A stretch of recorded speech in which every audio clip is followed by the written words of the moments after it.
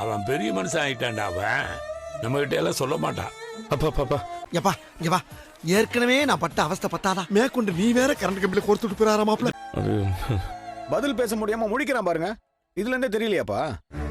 சொல்லியா முதல்ல அவனுக்கு அப்புறம் ஏதாவது அசிங்கமா தான் கேட்டுருவேன். அப்புறமேல அப்புறம் அப்படி கேட்டுட்டேனே அப்படின்னு வருத்தப்படுற மாதிரி இருக்குமா தான் கேட்காம இருக்கேன். நாங்க தெரிஞ்சுக்கணுமா?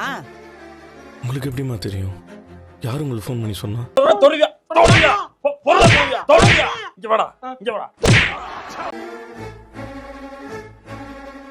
அவளுக்கு இனிமே குழந்தை பிறக்காதா?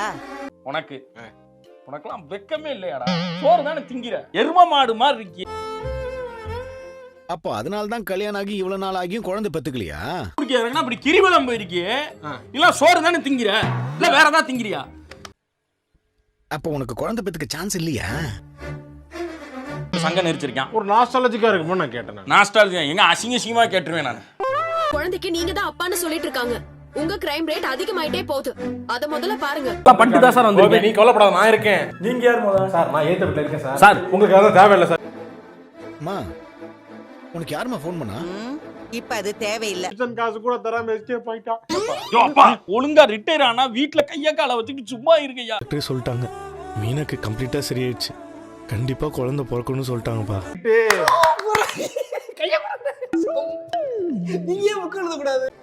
அந்த ரோகிணிக்கு குழந்தை பிறக்கிறதுக்கு முன்னாடி இந்த வீட்ல குழந்தை பிறக்கணும். என்ன சொல்ற நீ? உனக்கு ஏதாவது புரியுதா? எங்க உங்களுக்கு ஏதாவது புரியுதா இவர் என்ன சொல்றாருன்னு? அதாவது பிரெக்னன்ட் ஆனாலும் ரோஹிணிக்கு அப்புறம் தானே குழந்தை பிறக்கும்.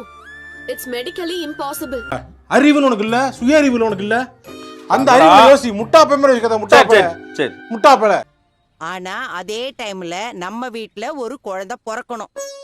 பாத்துருவோமா? பாத்துருவோமா? பார்க்கலாமா? பார்க்கலாமா? கேட்கலாமா? தூக்கலாமா? எனக்கு தெரியாது. இந்த வீட்ல இருக்கிற 2 பொண்ணுங்கள்ல யாருக்காவது சீக்கிரம் குழந்தை பிறக்கணும். இந்த பார், நீ என்ன செய்வியோ ஏது செய்வியோ எனக்கு தெரியாது. நீ இப்பயே கர்ப்பமாகணும், வாந்தி எடுத்தாகணும். கக்கு. அப்படி பார்த்தா அந்த குழந்தை தான் இந்த வீட்டுக்கே முதல் வாரிசு.